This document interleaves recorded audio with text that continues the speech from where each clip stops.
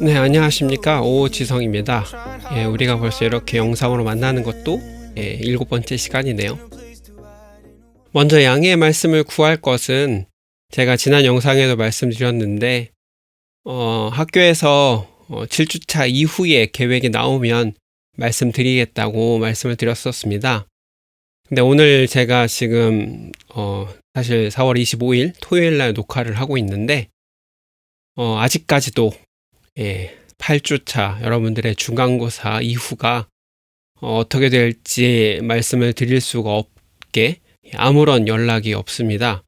물론 누구의 잘못이라고 얘기하는 게 아니라 제가 지난주에도 말씀드렸다시피 가능하면 여러분들이 계획을 세울 수 있게끔 미리미리 말씀을 드리고 싶지만 제가 중간고사가 어떻게 치러지는지 그다음에 언제 치러지는 것이 좋은지 지금으로서는 말씀드릴 수 있는 게 하나도 없습니다. 그래서 여러분들이 미워서 혹은 여러분들이 점수를 드리고 싶지 않아서 말씀을 안 드리는 게 아니라 지금 제가 아무것도 얘기할 수 없는 상황이라는 것을 여러분들이 이해해 주시길 바랍니다. 인터넷에 보니까 이런 요즘 이 코로나 영상 강의 혹은 원격 강의 때문에 여러 가지 에피소드들이 있더라고요. 근데 어떤 교수님들이 이렇게 글을 올리셨습니다. 이 영상을 보는 사람은 인싸나 아싸나 상관없이 모두 그 공지만 잘 보면 된다. 이런 얘기를 한 교수님이 계시더라고요. 저도 알게 되는 대로 제가 결정을 하게 되고 통보를 받고 결정을 하는 대로 LMS에 공지를 올리도록 하겠습니다. 그래서 여러분들이 혹시 주변에 복학을 해서 혹은 친구가 없다고 할지라도 여러분들이 공지만 잘 따르시면 공지만 잘 확인하시면 아마 여러분들 중간고사 이후가 어떻게 될지 잘 알게 되실 겁니다. 늘 말씀드리지만 여태까지 저희가 2주차부터 오늘 하는 내용까지 잘 정리를 해두시면 여러분들이 시험을 보시는데 아무런 어려움이 없을 거라는 생각은 듭니다. 그래서 여러분들 혹시 시험이 걱정되신다면 여태까지 했던 내용들 잘 정리해 두셔서 여러분들이 시험 언제 보시든 그런 것에 상관없이 좋은 성적을 내셨으면 좋겠습니다.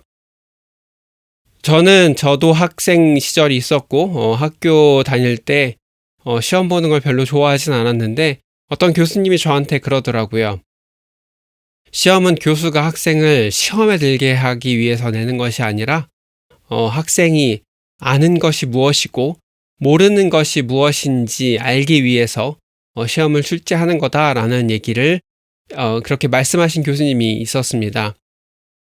그 얘기를 처음에 들을 때는 무슨 말 같지도 않은 소리야, 무슨 여러분 표현으로는 개소리야 라고 얘기를 하면서 생각을 했었는데 뒤돌아서 보니까 그렇더라고요. 여러분들이 이렇게 영상을 보고 계실 때는 마치 다 아는 내용 같이 느껴질 때가 있습니다. 왜냐하면 여러 번 들었고 제가 조금 이따도 그렇게 하겠지만 지난 시간 복습하고 이렇게 하다 보면 여러분들은 그냥 다 아시는 내용 같을 겁니다. 근데 가장 중요한 거는 그 내용을 여러분 스스로 여러분 소유로 만드는 것입니다. 그래서 이번 시간에도 여러분들 복습할 텐데 그런 부분들 여러분들이 잘 따라오실 수 있었으면 좋겠습니다. 네, 그러면 이 시간에는 지난 시간에 했던 내용들 정리하면서 이번 시간에는 무엇을 배울지 한번 살펴보는 시간을 갖도록 하겠습니다. 지난 시간에 우리가 오디오 시그널에 대해서 살펴보았습니다. 오디오 시그널은 시간에 따른 파형 변화라고 얘기했고요. 이것을 전송하기 위해서 케이블 몇 가닥이 필요한지 우리가 생각해 봤습니다. 그 다음에 이 시그널을 전송하기 위해서 필요한 것이 무엇인지, 기준점이 왜 중요한지도 우리가 한번 같이 살펴봤습니다. 기준점이 없다면 시간의 높낮이는 있을 수 있지만 기준점이 없다면 과연 그것이 플러스인지 마이너스인지 얼마의 수치로 표현해야 되는지 전혀 알 수 없다고 우리가 얘기했습니다. 그래서 같은 시그널이라도 모양이 똑같이 생긴 시그널이라고 해도 기준점에 따라서 파형의 해석이나 소리 자체가 달라진다고도 말씀을 드렸었습니다. 그래서 단순히 오디오 시그널만 있으면 안 되고요. 기준 시그널도 같이 전송해 주어야 한다라고 지난 시간에 정리를 해드렸습니다. 그래서 일단 오디오 시그널을 전송하려면 최소 2개의 구별된 시그널이 필요하다고 지난주에 말씀을 드렸습니다. 지난주에 기억 안 나시면 지난주에 자세히 설명드렸으니까 지난주 영상을 다시 한번 살펴보시고요. 그래서 2개의 시그널은 시그널 자체와 그 다음에 기준 시그널을 여러분들이 전송을 해야 합니다. 이렇게 기준 시그널과 시그널 자체만 있는 경우를 우리는 언밸런스드 시그널이라고 얘기를 했습니다. 물론 지금도 컨슈머 시장은 이 언밸런스 케이블들이 많이 활용이 되는데 오늘 여러분들이 정리가 잘 되시면 왜 언밸런스 시그널을 우리가 지금도 사용하고 있는지 정확하게 아시게 될 겁니다. 그래서 이렇게 2가지 오디오 시그널과 그라운드 시그널 기준점만 활용하는 경우를 언밸런스드 시그널이라고 한다라는 것을 여러분들 꼭 기억해 두시길 바랍니다. 제가 이렇게 여러 번 강조하는 이유는 중요하니까 강조를 하고 있습니다. 그러면서 이 언밸런스드 시그널 전송에 관한 문제를 여러분들 지난 시간에 살펴보았습니다. 그 중에 가장 큰 문제는 시그널을 전송하면서 노이즈가 발생할 때 그 노이즈가 시그널에 영향을 주면 우리가 어떻게 처리를 해야 되는지, 어떤 상황이 벌어지는지를 우리가 살펴보았습니다. 그래서 아무리 언밸런스 시그널 같은 경우는 아무리 우리가 깨끗하고 좋은 시그널을 보낸다고 할지라도 전송 과정에서 노이즈가 발생할 수 있고 그 노이즈가 발생한 경우라면 여러분들이 그 노이즈를 제거할 수 없다라고 제거하기 힘들다라고 여러분들 지난 시간에 말씀을 드렸습니다. 그래서 우리가 지난 시간에 노이즈를 극복할 수 있는 컨셉에 대해서 한번 생각해 봤습니다. 물론 여러분들이 지금 21세기에 더 좋은 방법으로 이 노이즈를 제거할 수 있다면 여러분들만의 여러 방법으로 아이디어를 내시고 여러분들이 그 방법을 고안하셔도 좋겠지만 이미 학자들이 가장 좋은 방법 중에 하나를 제시를 했고 지난 시간에 그 방법에 대해서 말씀을 드렸습니다. 지금 이 그림에서 보고 계시듯이 노이즈를 극복하기 위해서는 원래 시그널을 뒤집은 시그널, 바로 이 시그널이 필요하다라고 말씀을 드렸습니다. 여기서 네거티브라고 써 있는 것은 원래 시그널을 뒤집은, 원래 우리가 보내려고 하는 시그널을 뒤집은 시그널이라고 얘기를 했습니다. 그것을 현장에서는 out of phase라고도 표현을 하기 때문에 여기 이렇게 표기가 되어 있기도 합니다. 그래서 그것을 통해서 전송을 할 때 노이즈가 똑같이 영향을 받는다고 말씀을 드렸고요.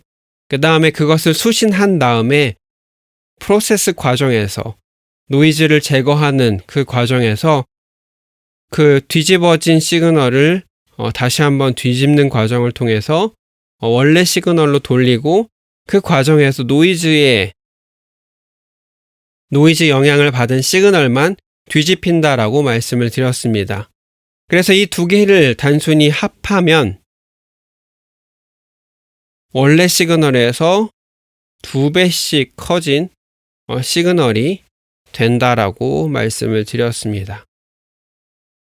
그래서 수신 입장에서는 이 2배 커진 시그널을 1배로 줄이기만 하면 되는 컨셉이 되게 됩니다. 자, 여기까지 여러분들 밸런스 시그널과 언밸런스드 시그널에 대해서 잘 정리가 되셨나요? 지난주에 내용을 찾아보기 어려우실 것 같아서 제가 이 시간에도 다시 한번 정리를 해드렸으니까 제가 지난 시간에 굉장히 자세하게 설명을 드렸습니다. 그래서 여러분들 혹시 아직도 정리가 안 되신다면 다시 한번 정리를 해주시길 바랍니다. 제가 이렇게 강조하는 이유가 있겠죠? 왠지는 여러분들 잘 생각해 보시면 알 겁니다. 이번 시간에는 언밸런스드 시그널을 어떻게 우리가 아직도 활용하고 있는지 그것을 더 세밀하게 혹은 케이블의 연결 방식에 따라서 혹은 케이블의 커넥터 모양이 바뀌면 우리가 어떻게 해야 되는지를 살펴볼 거고요. 그 다음에 오디오 퀄리티라는 얘기를 이번 시간에 좀 설명을 드리려고 합니다. 이게 무엇인지는 잘 들어보시면 여러분들이 기본적으로 아실 아시게 될 겁니다. 그 다음에 여러분들 상황에 따라서 마이크 레코딩 테크닉에 대해서 말씀을 드리려고 하는데요. 이 시간에 여러분들에게 촬영상에서 보여드리는 것보다는 현장에서 여러분 만나서 보여드리는 것이 더 사실 여러분들이 이해하기 좋기 때문에 이 내용은 여러분 개념만 정리해드리고 여러분들이 현장에 만났을 때 이 레코딩 테크닉에 대해서 여러분들에게 실물로 보여드리면서 정리를 해드리도록 하겠습니다. 지난 시간에 노이즈 외부 최소화 방안에 대해서 우리가 얘기를 했었습니다. 그래서 아까도 우리가 얘기했지만 세 번째 시그널을 뒤집는다고 말씀을 드렸죠. 그래서 이것이 전송되기 위해서는 세 개의 시그널을 따로따로 전송할 수 있는 커넥터들이 필요하다고 말씀을 드렸습니다. 이거 지난 시간에 했던 거니까 빨리빨리 넘어가겠습니다. 이번 시간에 가장 중요한 내용들이 이제 시작이 되는데요. 그러면 우리가 노이즈를 극복할 수 있다고 얘기를 했는데 과연 노이즈를 얼마나 극복할 수 있는지 실제적인 수치로 한번 살펴보도록 하겠습니다. 언밸런스드 시그널 같은 경우에는 노이즈 영향을 받지 않는 최대 전송 거리를 보통 우리는 3m 정도라고 얘기를 합니다. 그래서 여러분들이 아마 기타라든지 공연을 같은 데 보면 기타라든지 아니면 건반이라든지 이렇게 케이블을 연결해야 되는 것들은 굉장히 짧게 케이블들이 만들어져 있는 경우를 쉽게 볼 수가 있습니다. 그렇다면 이것을 노이즈를 극복할 수 있는 컨셉으로 만든 밸런스드 케이블은 몇 미터를 전송할 수 있을까요? 여러분들 보고 계시죠?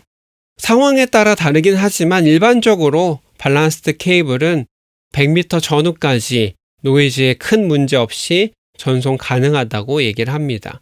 물론 이것도 케이블의 상태나 케이블의 형태에 따라서 달라지게 됩니다. 케이블에 대해서는 아마 중간고사 이후에 여러분들을 만나게 되면 한번 보여드리면서 올해도 제가 실습 하나를 할 예정인데 여러분들 실제적으로 납땜을 해보면서 케이블을 어떻게 벗겨야 되고 커넥터는 어떻게 연결해야 되는지 여러분들과 함께 실습을 해보면서 만져보면서 경험하는 시간을 가져보려고 합니다. 물론 여건상 제가 아직 학교를 가보지 않아서 그것이 가능한 상황인지 아닌지는 잘 모르겠지만 가능하다면 여러분들에게 실제적으로 경험해 볼 수 있는 시간을 마련해 보도록 하겠습니다. 그렇다면 우리가 이 언밸런스드 케이블로 만들어진 장비들, 그 다음에 언밸런스드 케이블로 나오는 소리들을 멀리 전송하지 못하느냐? 네, 그렇지 않습니다. 이 그림에서 보고 계시듯이 어떤 트랜스포머라는 장치를 이용해서 언밸런스드 시그널을 밸런스드로 변환하면 우리가 앞에서 봤듯이 100m까지도 전송할 수가 있습니다. 보통 이렇게 변환하는 트랜스포머를 시중에서는 그리고 일반적으로는 DI 박스 혹은 다이렉트 박스라고 부릅니다. 그렇다면 여러분들이 지금까지 이해를 잘 하고 계신지 한 가지 질문을 던져보고 싶습니다. 여기에 이렇게 써있죠? 막간 질문, 복습을 위한. 네, 여러분들 아마 유선 헤드폰을 보시면 아마 이렇게 생긴, 보이시죠?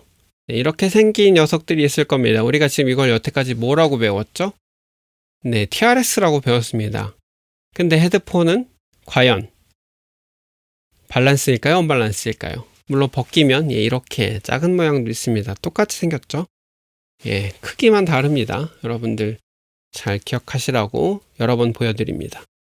네, 이 녀석은 밸런스일까요? 언밸런스일까요? 제가 왜 이렇게 뜸을 들이냐고요?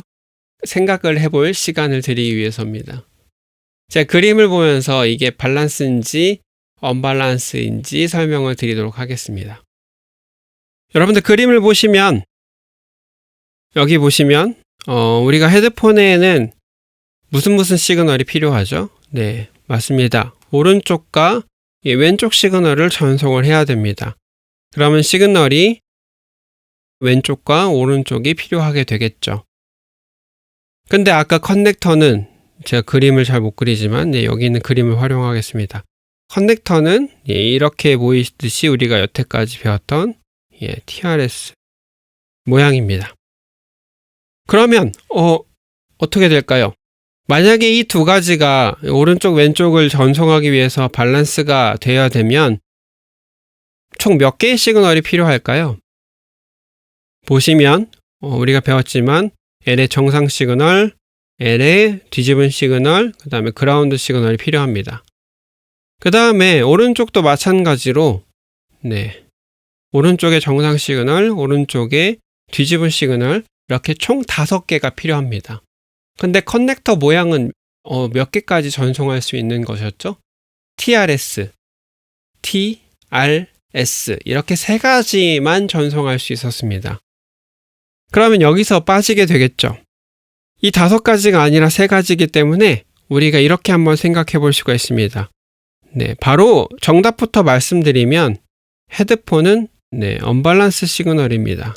왜 그런지 설명을 드리겠습니다. 여기 보시면 왼쪽은 왼쪽 시그널대로 오른쪽은 오른쪽 시그널대로 보냅니다. 그러면 벌써 2개의 커넥터를 커넥터의 두 부분을 활용하겠죠. 그 다음에 이렇게 생각해 보시면 됩니다. 기준 시그널이라고 했습니다.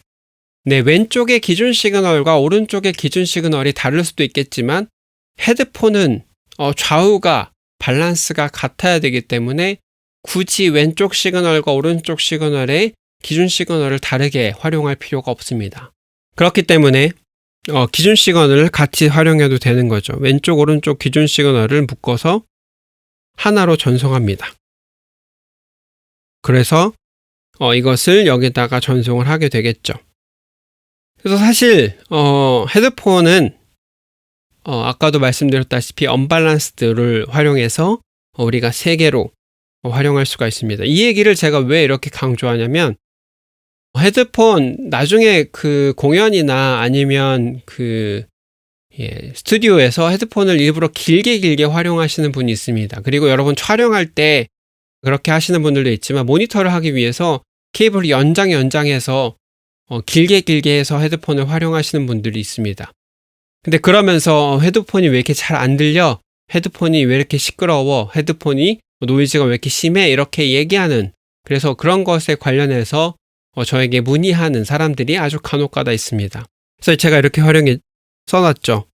헤드폰은 길이가 3m 이내여야 합니다.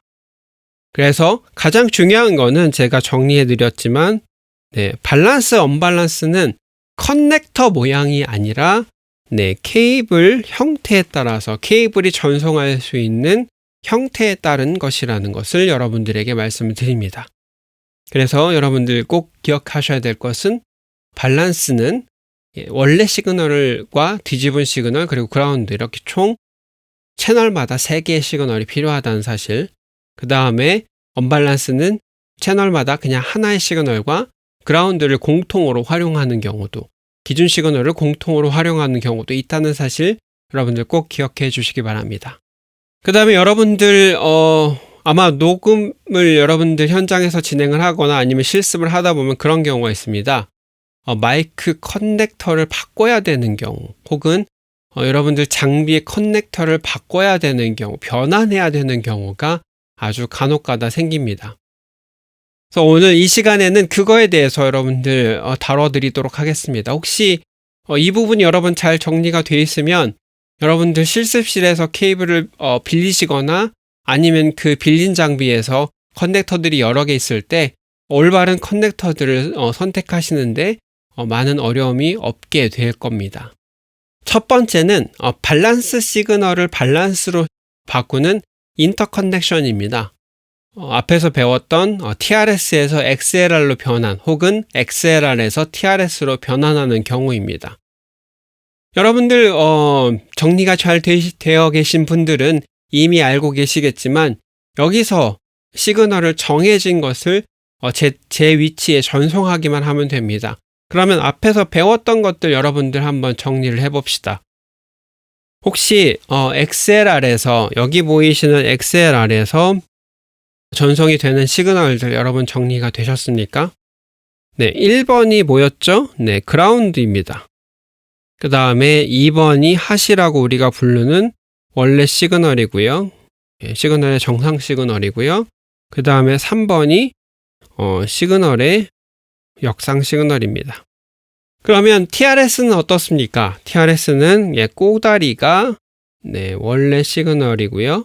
그 다음에 링 부분이 시그널을 뒤집은 것이었고요. 슬리브가 그라운드였습니다. 기준점이었죠. 가장 간단한 것은 이것을 그대로 엮어주면 됩니다. 그라운드는 그라운드로, 시그널 플러스는 시그널 플러스대로, 그 다음에 시그널 마이너스는 시그널 마이너스대로 그대로 연결한 것이 바로 이 밑에 나와 있겠죠.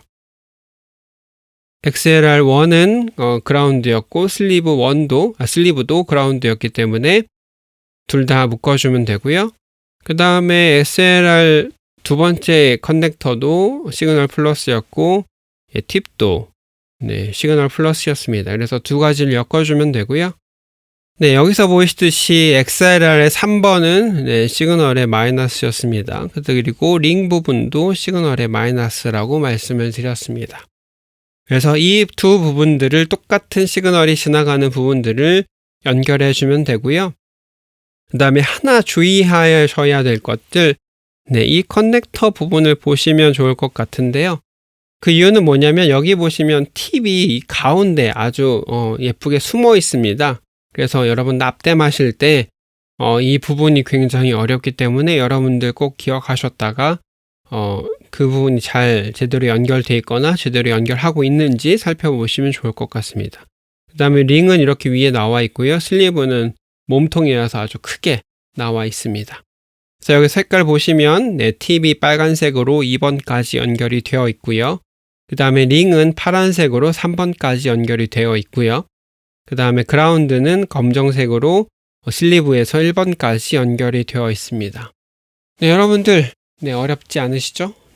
잘 따라오고 계시죠?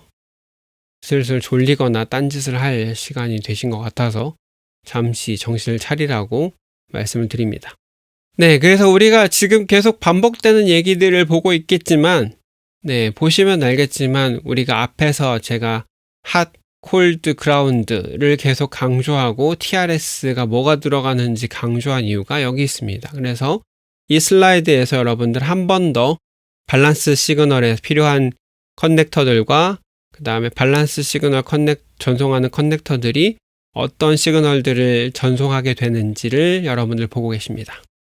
그 다음에는 밸런스에서 언밸런스로 전송하는 경우입니다. 저도 음향을 전공하기 전에는 음향을 전문적으로 배우기 전에는 이것을 어떻게 연결해야 되는지, 물론 인터넷에 가면 이 인터커넥션에 대한 자세한 정보가 나와 있는 사이트들도 있긴 합니다. 근데 왜 그렇게 하는지 전혀 알 수가 없었습니다. 그리고 왜 이렇게 하는지 몰랐는데 여러분들 제대로 배우셔서 그것을 이해하시길 바랍니다. 그래서 첫 번째는 XLR 밸런스에서 TS 언밸런스로 전환하는 경우입니다. 자, 이렇게 생각하시면 쉽습니다. 여기가 우리가 원래 필요한 시그널 혹은 시그널 플러스였죠. 그래서 이번에도 시그널 플러스가 전송이 됩니다. 근데 문제는 이 3번이겠죠. 3번이 시그널 마이너스여서 어떻게 해야 되는지 의문이 들게 됩니다. 여기 보시면 해결책으로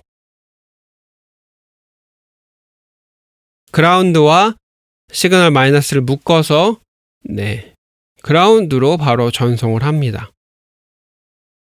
이렇게 되면 물론 몇 가지 장단점이 있긴 한데 그라운드와 시그널의 차이를 분석하기 때문에 혹시나 정말 만에 하나 혹은 장비에 따라서 노이즈가 탄 영향을 찾는 장비들이 아주 간혹가다 있습니다. 어떤 경우에는 이 3번을 포기하고 1번과 2번만 연결하시는 분들도 있습니다. 이것도 잘못된 건 아니죠. 왜냐하면 언밸런스에는 시그널과 그라운드만 필요하기 때문에. 근데 이제 보통의 경우에는 그리고 일반적으로 사람들이 현장에서는 그라운드 언밸런스를 만들기 위해서 밸런스의 1번 그라운드와 3번 시그널 역상을 묶는다는 사실 여러분 꼭 기억해 주시기 바랍니다.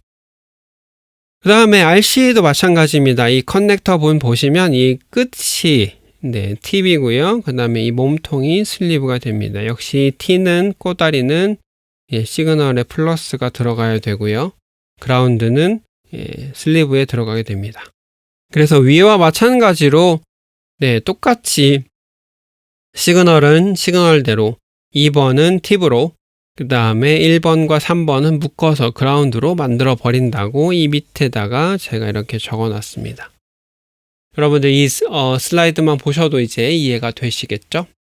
다음은 그러면 인터넷에서 제가 가장 아까도 뭐 막간 퀴즈로 냈지만 인터넷에서 가장 실수를 많이 하고 여러분들이 돈을 주고 사도 문제가 발생하는 경우를 여러분들에게 설명을 드리겠습니다. 바로 헤드폰 잭을 XLR 커넥터, 여러분들 뭐 공연을 하거나 아니면 이렇게 하는 경우에 있어서 그렇게 만들어진 경우를 파는데요. 여기 그림에 보시면 이런 케이블들을 팝니다. 네, 아까 우리가 만들었던 밸런스에서 밸런스 변환 케이블을 시중에서 그냥 XLR 커넥터에 꼽으면 된다. 이렇게 얘기를 합니다. 과연 이거를 꼽으면 어떻게 될까요? 여러분들 소리가 제대로 나올까요? 어떻게 생각하세요?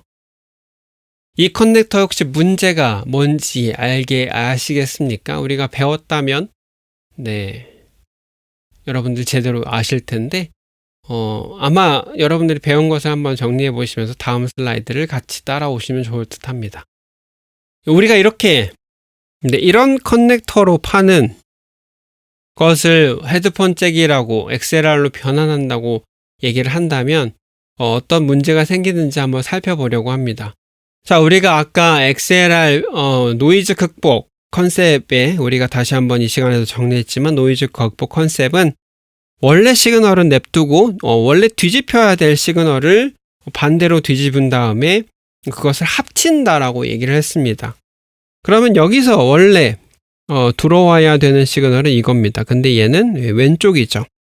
왼쪽에 정상적으로 시그널이 들어옵니다. 그 다음에 오른쪽 3번이 이렇게 들어오게 됩니다. 근데 믹서는 천재가 아닙니다. 소비자가 혹은 사용자가 여기다 무슨 시그널을 보낼 거다 정확하게 알지를 못합니다. 그래서 XLR 커넥터가 꼽히는 순간 얘는 정말 바보같이 나 3번 뒤집어야지. 그러면 어떻게 될까요? 원래 얘가 프로세스 과정에서 이렇게 뒤집히게 됩니다.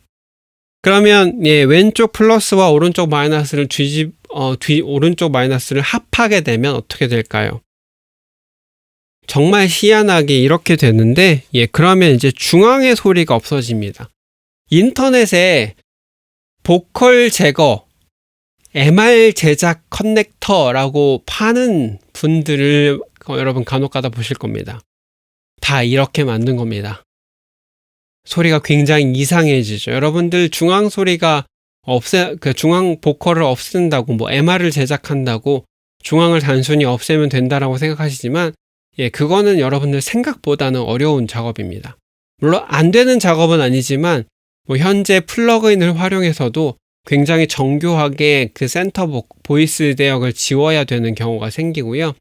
그 다음에 믹스 하시는 분들 중에서 보컬을 센터에 두지 않고 좌우로 분리하시는 경우도 있지만 그렇게 되면 아무리 센터를 지워도 여러분 보컬이 지워지지 않는 경우를 보시게 될 겁니다. 그래서 이런 경우라면 여기서 보시다시피 이 두 개를 합치게 되면 중앙의 소리가 없어지고 소리가 이상해집니다. 왜냐하면 이렇게 생각해 보시면 돼요. 왼쪽은 이렇게 다가오는 소리였어요. 오른쪽도 다가오는 소리였는데 얘를 뒤집으면 소리가 이렇게 움직이겠죠. 원래 이렇게 움직여야 되는데 이렇게 움직이게 됩니다. 그래서 소리가 굉장히 이상하게 들리는데 어떤 사람은 그거를 괜찮다라고 얘기를 하시는 분들도 있고요. 그 다음에 현장에서 간혹가다 이런 커넥터들을 공연 갑자기 동네 잔치나 아니면 지역 행사를 가게 되면 갑자기 휴대폰에 있는 소리를 틀어주세요라고 휴대폰을 던지시는 분들도 있습니다.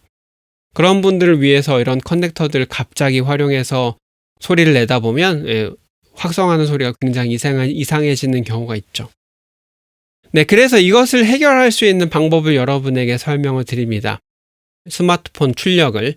물론 요즘에는 스마트폰의 출력이 그냥 뭐 아이폰의 경우에는 라이트닝 커넥터, 그 다음에 일반 스마트폰, 안드로이드 스마트폰 같은 경우에는 USB-C로 나오기 때문에 이런 커넥터들을 뭐 쉽게 접할 수는 없겠지만, 뭐 요즘에는 뭐 USB-C에서 3.5로 나오는, 여기 보이시는 이런 커넥터로 나오는 것들도 있으니까 하나 마련해 두신다면 여러분들 나쁜 경우는 없겠죠. 그래서 이렇게 설명을 드리겠습니다. 스마트폰 출력을 믹서의 스테레오 출력으로 이용할 경우, 여기 보시면 여기서 설명 늘 말씀드리지만 L은 두 번째는 레프트, 세 번째는 라이트, 첫 번째는 그라운드라고 했습니다. 이것을 우리가 헤드폰 하면 언밸런스라고 생각하시면 돼요. 네, 언밸런스로 쪼갠다고 생각하시면 됩니다. 그러면 어떻게 묶어야겠죠? 네, 왼쪽 시그널은 그라운드와 레프트를 묶어서 하나를 보내야 되고요. 네, 그림을 제가 다시 그려야겠네요. 네, 왼쪽 시그널은 그라운드와 레프트를 묶어서 하나로 보내야 되고요.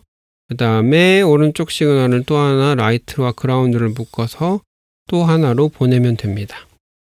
그것에 대한 그림을 지금 표현하고 있고요. 그래서 왼쪽 같은 경우에는 팁과 그 다음에 그라운드만 가지고 가서 여기 그라운드 연결을 해줬고요.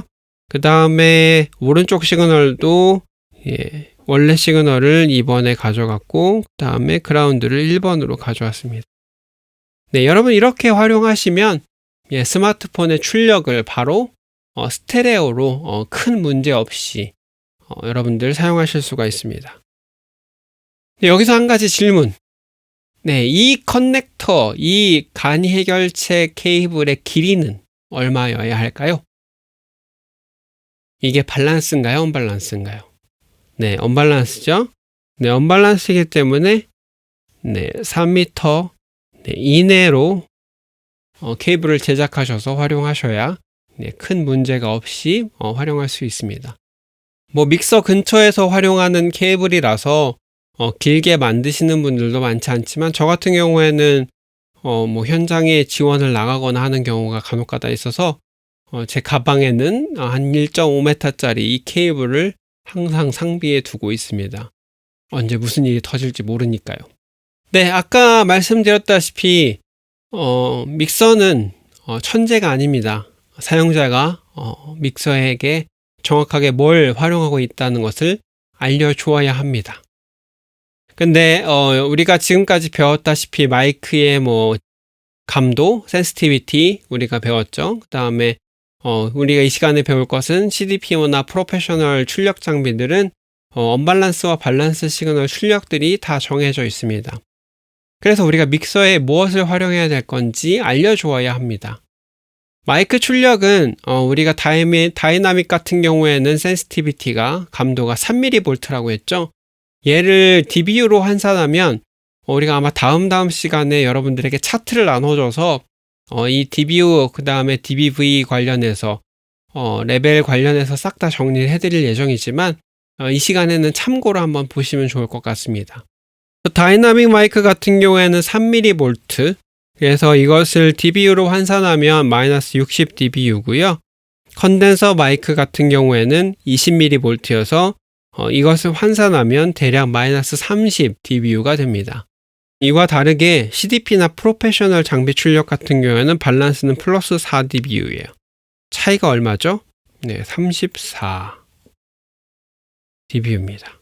그 다음에 이렇게 차이는 64 dBu가 되겠죠. 네, 어마어마한 차이입니다.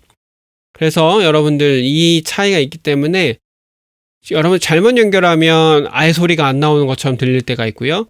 그 다음에 잘못 또 마이크 출력한다고 거기다가 프로페셔널 장비를 연결할 경우에는 뻥 터지는, 여러분 고막이 터지는 경우가 발생할 수도 있습니다. 그러니까 주의해서 라인 입력을 할 건지 마이크 레벨 입력을 할 건지 선택을 하셔야 됩니다. 네, 여기가 마이크 입력인 거고요. 그 다음에 여기가 라인 입력이라고 정리를 하시면 좋을 것 같습니다. 자, 이제 아마 요것만 설명드리면 잠깐 쉬어야 될 것 같아요. 네, 이게 굉장히 단순한 얘기인데 여러분들이 잘 정리를 하고 계시면 좋을 것 같습니다. 이건 단순히 음향에만 해당되는 얘기가 아니라 비디오에도 해당이 되고요. 여러분들이 작업 프로세스를 결정하는데 모든 영향을 미치는 그런 데이터입니다. 그래서 여러분들이 이것을 잘 정리해 두시면 좋을 것 같은데요. 네, 오디오 퀄리티 여기 보시면 인풋 섹션, 그 다음에 프로세싱, 그 다음에 포스트 프로세싱, 아웃풋 이렇게 정해져 있습니다.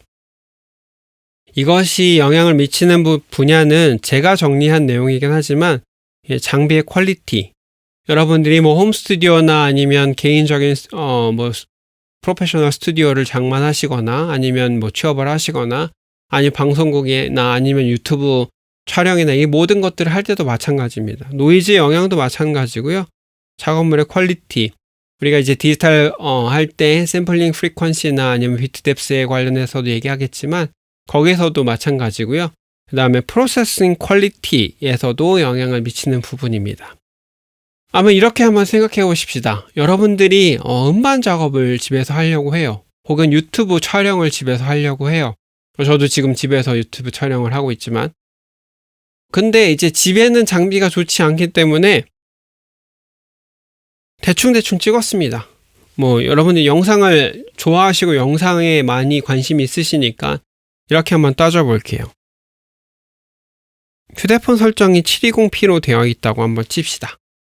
근데 여러분들 찍고 나니까 나 이거 너무 잘 나온 것 같아. 720p로 찍었더니 이거 화질도 괜찮은 것 같고 감도 괜찮은 것 같고 이거 출품해도 되겠어. 그래서 여러분들이 전문적으로 하는 데서 4K로 뻥튀기를 합니다. 야, 이거 인터넷에 올리거나 아니면 영상으로 영화로 촬영해도 될 거 혹은 CF로 촬영해도 될 것 같으니까 야 4K 가자. 그래서 4K로 프로세싱을 막 했습니다. 근데 4K로 여러분 찍으면 어떻습니까? 막 하드 용량이 넘쳐나요. 막 어마어마하더라고요. 저는 아직 4K까지는 찍어보지 않았는데 얼마 전에 1080p로 60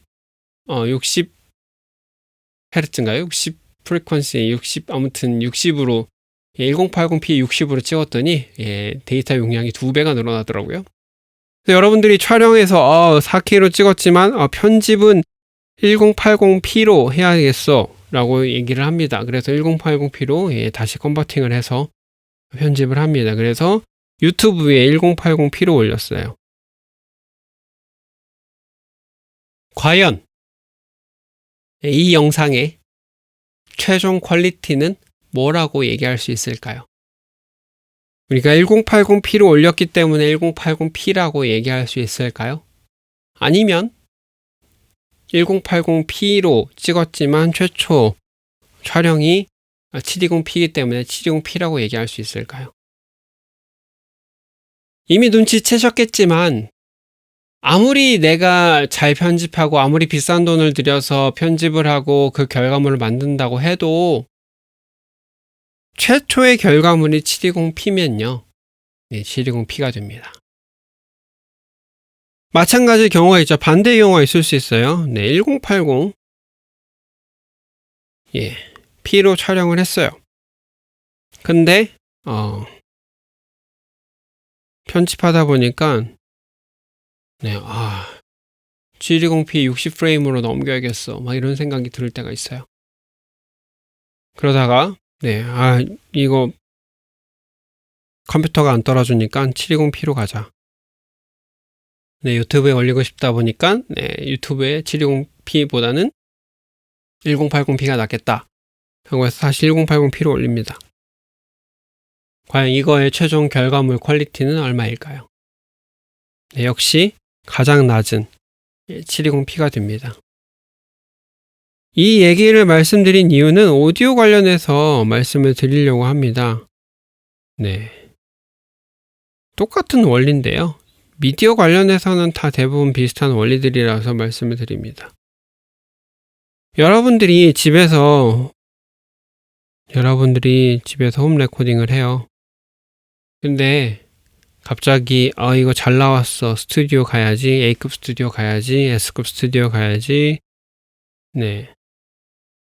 그래서 거기서 아무리 뻥튀기를 해도 네, 여러분들의 퀄리티는 네, 홈 레코딩에서 제작한 그 퀄리티를 넘어설기가 거의 힘듭니다.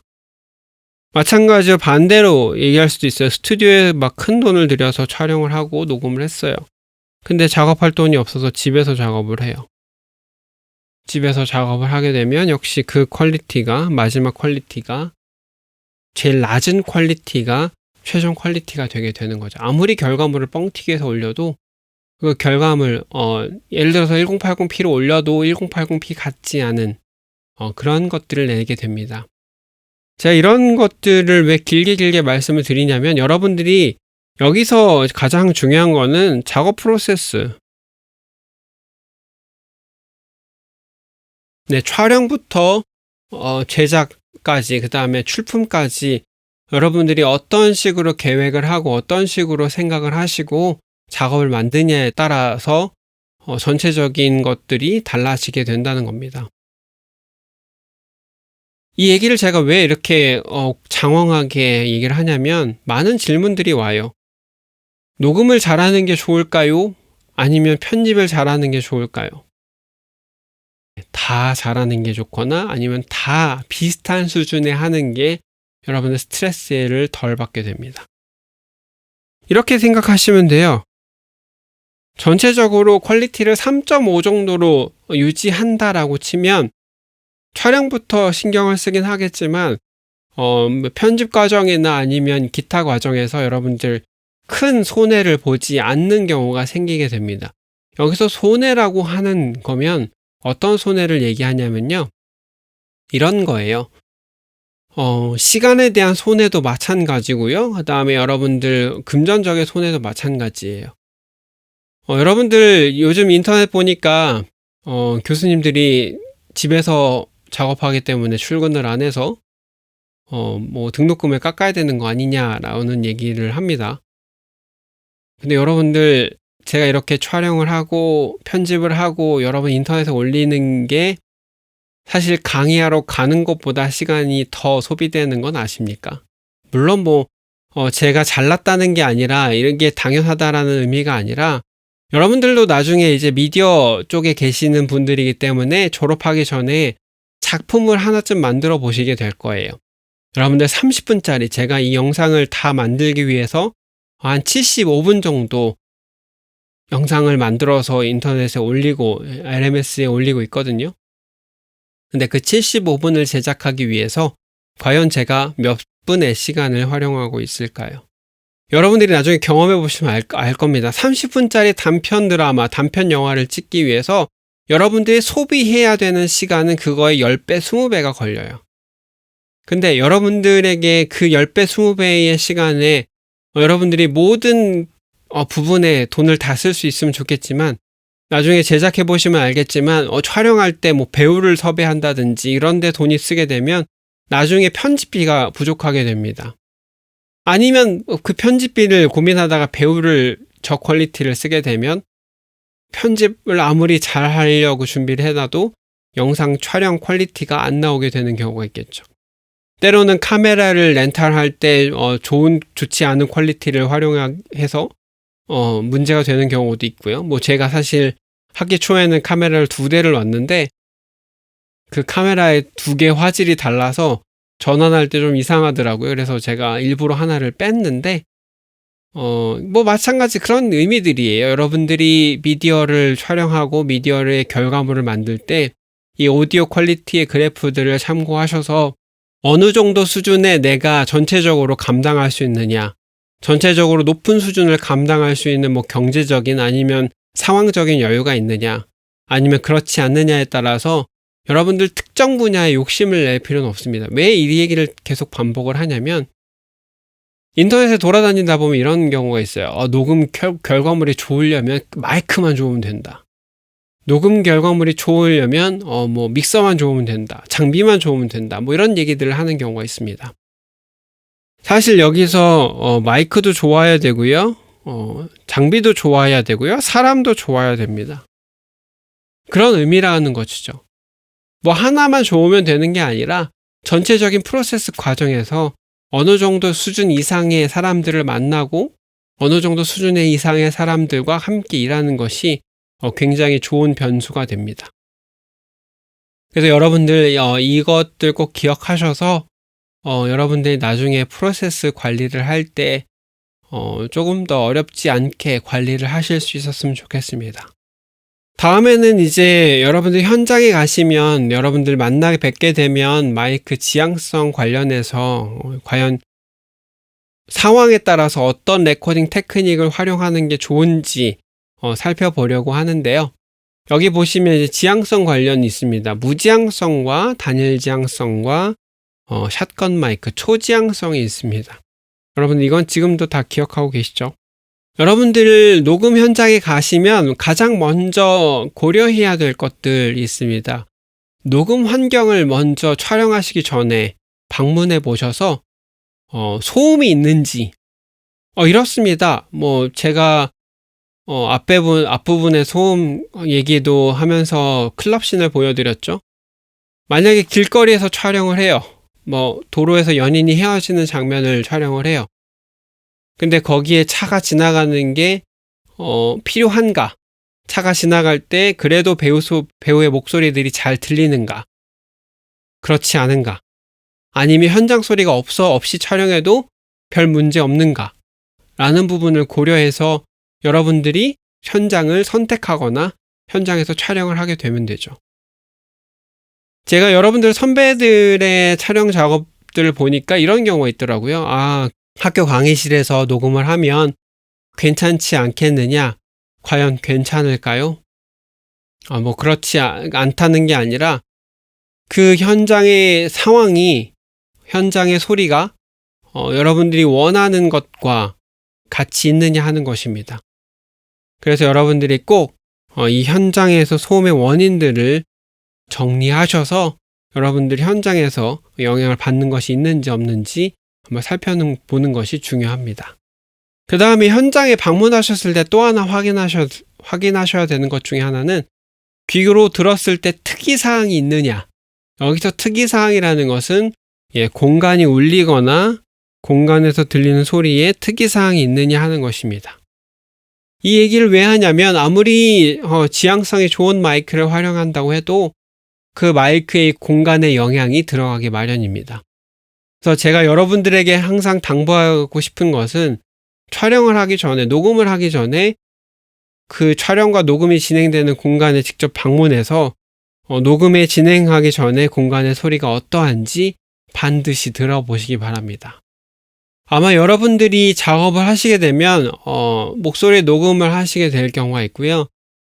그 목소리 녹음은 가장 이렇게 크게 3가지 경우로 떨어지더라고요. 그리고 그 3가지 경우를 여러분들에게 한번 보여드리도록 하고 정리해드리도록 하겠습니다.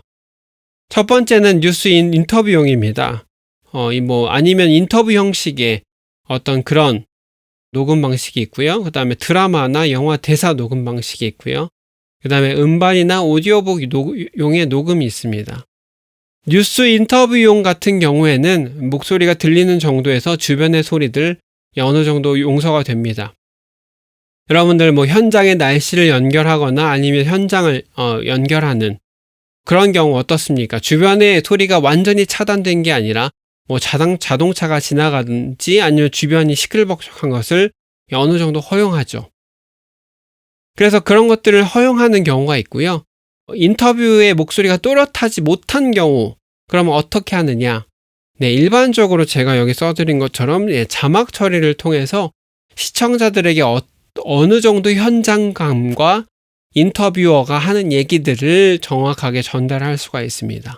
그 다음에 두 번째는 드라마나 영화 대사의 경우입니다. 제가 지금 방에서 촬영하는 경우도 마찬가지인데요. 목소리가 또렷하게 들리는 게 중요하겠죠. 이 목소리가 또렷하게 들리는 것이 중요하기 때문에 목소리 외에 다른 소음이 들어가는 것을 방지하는 게 좋습니다. 저 같은 경우에는 몇 가지 팁이 있는데 이것은 여러분 현장에서 여러분 만날 때 공개해 드리도록 하겠습니다. 하지만 몇몇 경우에는 주변 소음이 있다고 할지라도 어쩔 수 없이 들어간 경우가 있습니다. 근데 그 소음을 살리는 경우도 있고요. 그 소음이 들리지 않도록 처리를 하는 경우가 있습니다. 어떤 처리를 하느냐? 네, 후반 프로세싱에서 후반 작업에서 소음을 줄이거나 소음 위에 배경음악을 까는 경우가 있습니다. 어떤 주변 소음이 들렸을 때 그것을 완전히 제거하기 힘든 경우라면 배경음악이나 효과음으로 그 소음을 덮게 되는 거죠. 이렇게 생각하시면 됩니다. 칵테일 파티 현상이라고 여러분들 아직도 기억하고 계시나요? 그 사람이 듣고 싶은 것만 듣습니다. 만약에 영상에 최적화된 효과음이 있다, 배경음악이 들어간다 하면 그 주변의 소음이 들린다고 할지라도 사람들은 자동적으로 그 배경음악이나 효과음에 정신을 팔려서 실제로 그 음원에 들어있는 소음은 듣지 않게 되는 것입니다.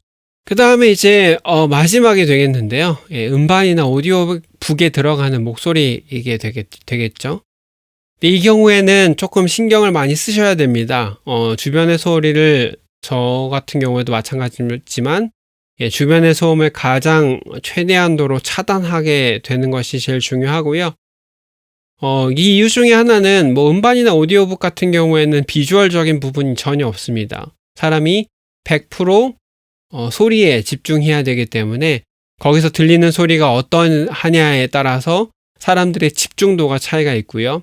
그 다음에 그것에 따라서 그 오디오북이나 음반의 퀄리티가 차이가 나기 때문입니다. 그래서 여기 써 있는 것처럼 소음이 들어가게 되면 후반 작업으로 지우면 사실 티가 나서 소음이 들어간 경우는 처음부터 다시 녹음을 하는 경우가 오히려 낫기도 합니다. 제가 사실 촬영하면서도 많이 겪는 일들인데요. 하다가 제가 주변에서 소리를 내거나 아니면 입에서 혹은 발음이 잘못되는 경우가 있습니다. 이것을 발음을 고치려고 하는 것보다 편집해서 고치려고 하는 것보다 차라리 다시 이 발음을 하는 게 더 혹시 빠르게 결과물을 내는 경우들이 훨씬 더 많습니다. 마찬가지로 소음이 들어가게 되면 그 소음을 허용하지 않는 결과물이라면 차라리 다시 녹음을 하는 게 더 좋은 결과들을 내는 경우가 있습니다. 네, 벌써 여러분들에게 이렇게 떠든 게 50여 분이 지났네요. 여러분들 잘 집중하고 들어주셨는지 모르겠습니다. 늘 말씀드리지만 오늘까지 이 다음 영상까지 한 내용이 혹시 8주 차에 중간고사를 보게 되면 시험 범위입니다. 여러분들 기억하셔서 꼭 잘 정리해 두시길 바랍니다. 그러면 잠시 쉬었다가 다음 영상에서 여러분을 다시 돌아오도록 하겠습니다.